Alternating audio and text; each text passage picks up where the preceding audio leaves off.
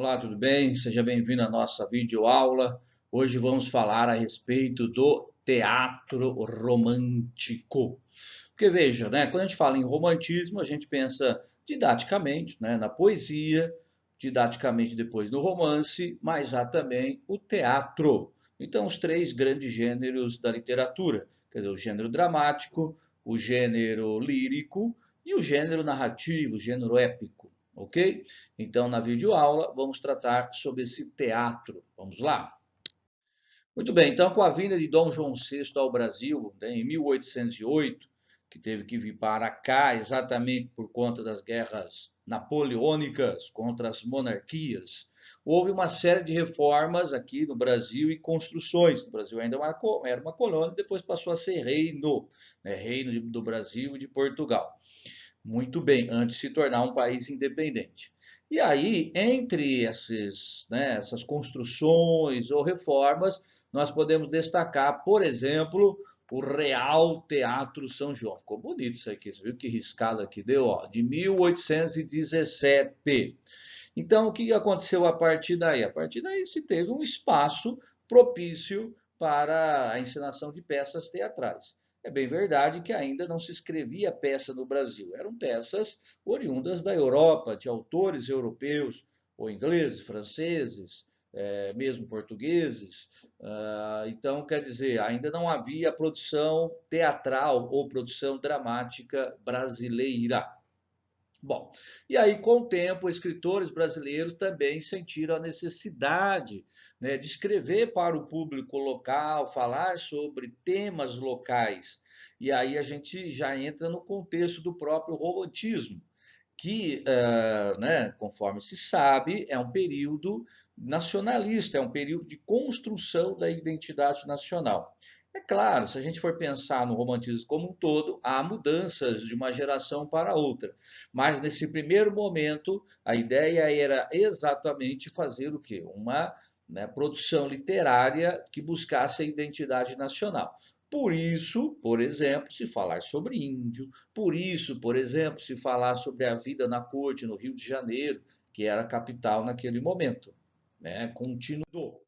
Então aqui, ó, eu coloquei, ó, isso aqui é o Teatro São João, lá de 1817, ou seja, do século XVIII, XIX, perdão, que veio a se transformar no Teatro João Caetano. João Caetano foi um dos grandes atores teatrais brasileiros do século XIX. Então, esse teatro se transformou nesse, ambos, obviamente, no Rio de Janeiro. Tá? Então, é só uma curiosidade. Bom, então, ainda nessa nossa introdução, o teatro no Brasil teve início oficial em 1838. Talvez você se lembre, o romantismo propriamente dito começou em 36. Por quê? Porque em 36 foi publicado o primeiro livro romântico, né, um livro de poesias românticas no Brasil, do próprio Gonçalves de Magalhães, Suspiros Poéticos e Saudades. E aí, em 1838, ele publicou a peça Antônio José, o Poeta e a Inquisição. Então, esse era o nome da peça, que, seguindo o espírito de liberdade próprio do romantismo, trata da vida do escritor português Antônio José, que era um poeta, mas que acabou sendo condenado à morte por supostamente né, ter renegado a fé católica em favor do judaísmo, o que era algo proibido em Portugal nesse momento. Então, né, nesse momento já aí é século XVIII. Quer dizer o seguinte, o Gonçalves de Magalhães quer trabalhar, quer desenvolver a temática da liberdade de escolha. Bom, outros escritores, né, românticos também escreveram peças teatrais, o Gonçalves Dias, o Álvares de Azevedo, Joaquim Manuel de Macedo, José de Alencar, etc. É que esses autores também escreveram ou poesia, ou romance, mas se aventuraram no teatro. Porque, veja, no século XIX, o teatro era a diversão cultural, que a gente poderia dizer, mais importante, mais significativa. Né? Não havia cinema, não havia, enfim, né, balada, né? Então era tudo ao vivo. Um baile tinha que ser música ao vivo, porque não era gravado, Não havia TV, não havia Netflix, não é? Não havia nada disso. Então, o teatro cumpria essa função social e cultural. Bom, aqui Gonçalves Dias, ó, escreveu 4 peças de teatro, embora nenhuma tenha sido encenada à época. Então, nenhuma foi encenada, depois deve ter sido em algum momento, mas enquanto ele esteve vivo, não. Os temas, aqui está temais, né? Temas, esse I aqui, ó, tá errado, né? Vamos tirar.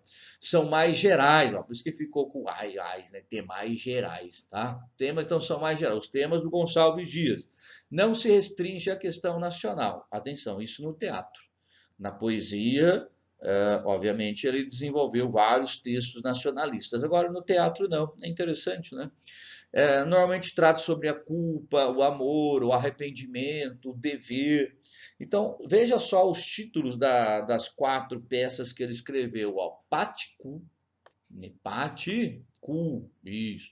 É uma peça que ele escreveu em 1843 e a história se passa na Polônia e também na Rússia em 1707. Por esse nome estranho, um nome próprio. Beatriz Sense, de 1845. Veja, a história se passa na Itália em 1598. Leonor de Mendonça, por sua vez, a história se passa em Portugal, 1512. E Boabdil, a história se passa, aqui não dá para ver, né? Deveria dar, mas é na Espanha, na Idade Média, durante a Idade Média. Não é um ano específico, tá? Então, veja, são peças que não se restringem à questão brasileira. Polônia, Espanha, Portugal, Itália, né? Talvez por isso não tenha despertado maior interesse das companhias teatrais de reproduzirem a peça, encenarem a peça. Pode ser, não é? O José de Alencar, né, que é um dos principais escritores românticos, escreveu vários romances indianistas, urbanos, etc. Também escreveu peças de teatro com relativo sucesso. Praticamente todas se passam no Rio de Janeiro no próprio século XIX. Vê a diferença com Gonçalves Dias? O Alencar ele se volta para a realidade imediata ali. Claro que é uma realidade idealizada. Mesmo assim, fala sobre o Rio de Janeiro. Então as pessoas se reconhecem. Aquela ideia, né, de se reconhecer no teatro. Olha, né, ele está falando disso, eu já vi aqui, mais ou menos. Agora na Polônia, né? Polônia, onde é a Polônia? Nem sei onde fica a Polônia. Então, ó, verso e reverso, demônio familiar, o crédito, são comédias. As Asas de um Anjo é um drama, Mãe é um drama, o que é um casamento, comédia, e o Jesuíta drama também. Então, não vou aqui entrar em detalhes sobre cada peça para não ficar cansativo, mas só 2 detalhes, né? 2 pontos.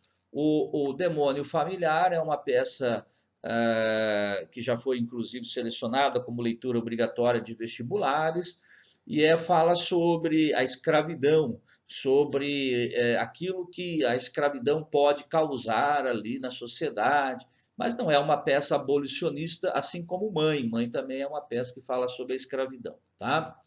Já As Asas de um Anjo foi uma peça proibida, porque fala de um amor de uma prostituta.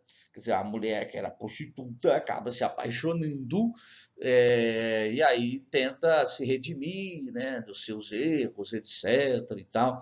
Mas né, isso foi muito mal visto na sociedade do século XIX. A moral do século XIX, enfim, era diferente da de hoje.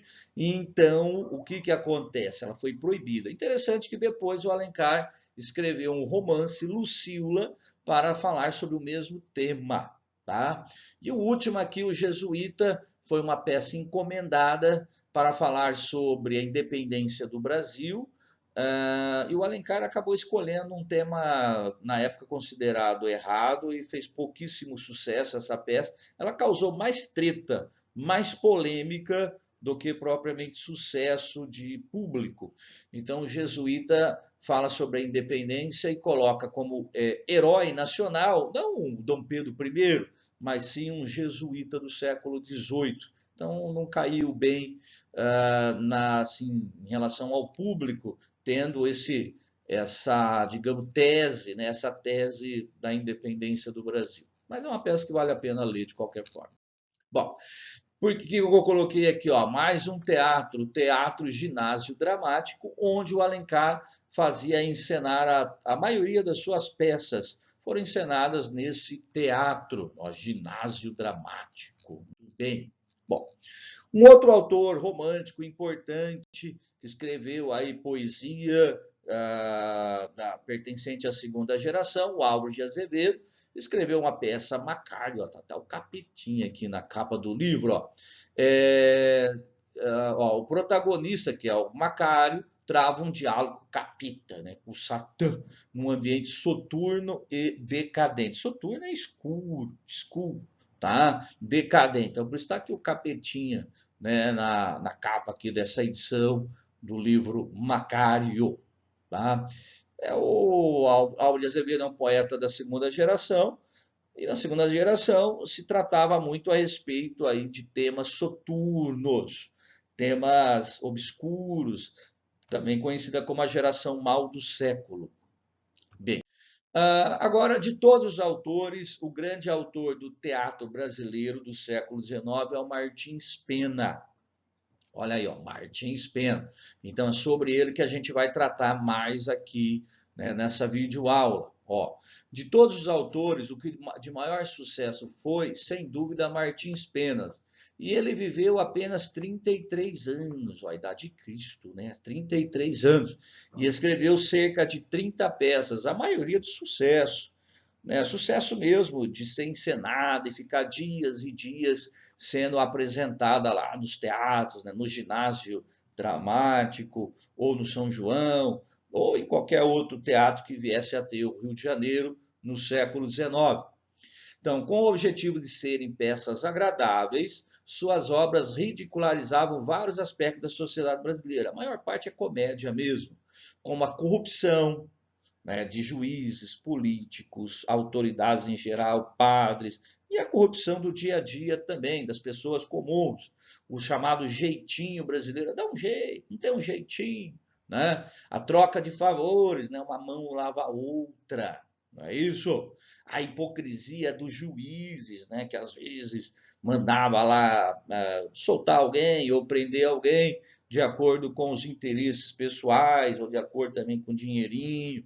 Casamentos pecuniários. Casamento pecuniário é casar por interesse, né, de dinheiro. Eu vou casar com você, que você tem dinheiro. Né?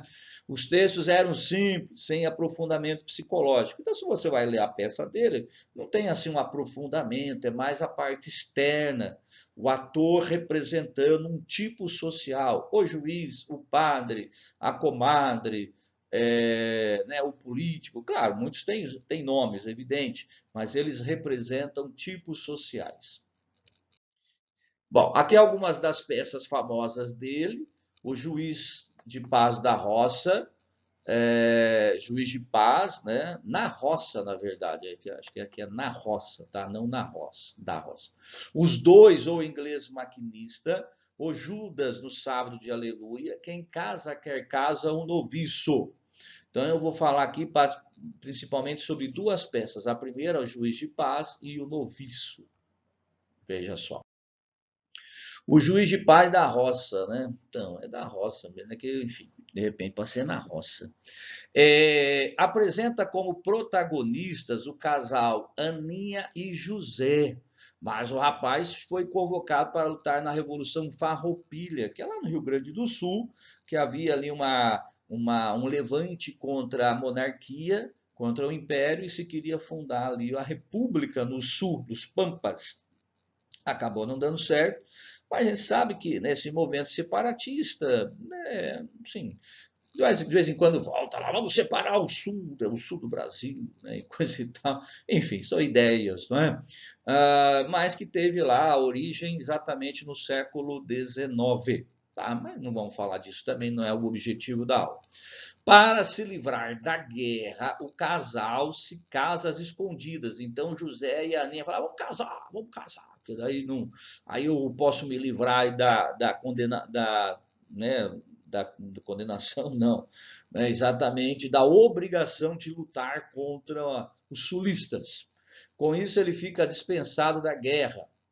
E aí, assim, a peça é bem simples, são vários atos, é uma cena basicamente uma cena única, né, e vários atos, vários momentos de conversa. O juiz mesmo é aquele que resolve os probleminhas ali na roça, né, na roça, tá? E o casal, então, no final das contas, tem que resolver o seu problema ali também. Mas eu selecionei aqui um outro trecho só para mostrar, na verdade, essa questão aí, né, do favor, da corrupção de juízes. Então tá aqui a peça, ó, o Tomás, o Sampaio, o juiz. O Tomás e o Sampaio estão discutindo a respeito de um leitão. Olha aí, o problema do juiz, né? De quem é o leitão? O leitão é dele, o leitão é meu, pagou, mas não levou. Né? Então, o problema de leitão, porquinho, né? Olha, como é que o porco faz mesmo? Isso aí. É verdade que o leitão era dele, porém agora é meu. Mas se era meu, o senhor nem mo comprou, nem eu lhe dei, como pode ser seu? Quer dizer, eu não vendi para você, não te dei. O porquinho é meu, é seu, é meu, né? É meu, tenho dito. Pois não, não, senhor. Acabam ambos no leitão e puxam cada um para a sua banda. O juiz levantando-se, larguem o pobre animal, não o matem. Deixe-me, senhor. Senhor escrivão, chame o Meirinho. O Meirinho, né, o policial ali no caso. Espere, senhor escrivão, não é preciso. Meus senhores, só vejo um modo de conciliar essa contenda. Não é darem aos senhores esse leitão de presente a alguma pessoa. Não digo com isso que não deem. Lembra Vossa Senhoria bem, peço licença a Vossa Senhoria para lhe oferecer. Olha aí que começa, né? Corrupção. Muito obrigado. É o senhor um homem de bem, que não gosta de demandas, quer dizer, de disputa judicial. E o que diz o senhor Sampaio? Vou a respeito de dizer que se Vossa Senhoria aceita, fico contente. Muito obrigado. Faça o favor de deixar ver. Ó, homem, está gordo. Tem toucinho de 4 dedos, né? Tava olhando pro porco. Vai dar uma porcada boa, né? Com efeito, ora, senhor Tomás, eu que gosto tanto de porco com ervilha, ó, o juiz falando, se vossa quer, posso mandar algumas, né, ervilhas. Faz-me muito favor, tome o leitão e bode no chiqueiro quando passar. Sabe onde é? Sim, senhor, pode se retirar. Estão conciliados. Então, veja, os dois estavam brigando pelo porco, os dois ficaram sem o porco ficou com o juiz, mas ninguém foi processado, ficou tudo bem, né? Tudo bem. Bom, e aqui o Noviço, né? Uma outra peça, só para comentar também sobre a questão aí, né, da malandragem, né, o jeitinho brasileiro. Então, aqui, na verdade, é a malandragem. Nessa peça, Florência, que é viúva ingênua, é mãe de Emília e Juca, e tia de um menino, né, de um rapaz chamado Carlos. Casada em segunda núpcias, porque ela era viúva, com Ambrósio, ela envia Carlos a um convento por determinação do marido, né, do Ambrósio, que queria ser herdeiro único dos bens deixados pelo ex de Florência. Então, quer dizer, o Ambrósio, né, na verdade, se casa com a mulher aí por interesse financeiro, porque ela era rica, né, o marido era rico, o marido morreu, ficou tudo para ela, para a família, os filhos e também o sobrinho. E aí ele falou: já vou me livrar do sobrinho, vou mandar ele para o convento, né? Então, só que o Carlos, né, não queria saber de ser padre, foge do convento e diz que acaba descobrindo mais adiante que o Ambrósio era, na verdade, casado. Ou seja, ele era bígamo. A bigamia é crime, era um crime, né? Agora não sei se é crime ainda. Então, preso por bigamia. Só que atenção, uma coisa é bigamia. O que é bigamia? Você ser casado 2 vezes com 2 pessoas diferentes sem ter se divorciado da primeira. Claro, há casos em que, enfim, né, a pessoa é casada e arruma um amante. Aí não é bigamia, porque ele não casou, né, não oficializou a relação, tá? E Carlos se casa com Emília, que era exatamente, olha aí, ó, né, a prima dele, né? A prima dele, por quem ele era apaixonado. Viu só? Malandrão, malandrão. Aqui tem um trecho, então, da peça, né? O trecho final, ó. A Emília fala: meu padrasto, o senhor Ambrósio. Aí o Meirinho, que eu já falei para você lá, o policial: estás preso, levai para a cadeia. Aí o Ambrósio diz: um momento, estou preso, vou passar 6 meses na cadeia, exultai, senhoras. Eu me deveria lembrar antes de me casar com 2 mulheres que basta só uma para fazer o homem desgraçado. O cara casou com 2 ainda, né? Então, o que diremos de 2? Reduzem ao estado em que me vejo, mas não sairei daqui sem ao menos vingar-me em alguém. Eu, assim, né? O cara que tem 2 mulheres é mais feliz ou duplamente mais triste? Essa é a dúvida, né? A dúvida, né? Casar é bom, né? Casar é bom. Só não pode casar com 2 ao mesmo tempo. Para os meirinhos, ele fala: Senhores, aquele moço fugiu do convento depois de assassinar um padre. Era mentira, né? Não aconteceu nada disso. O que é lá isso?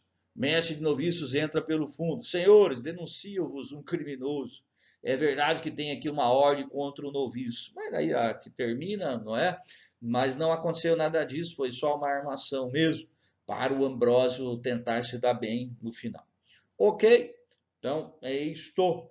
Terminamos aqui essa videoaula e, não é? Espero que tenham compreendido, mas, havendo dúvidas, pode entrar em contato, mandar mensagem por aqui mesmo, tá bem?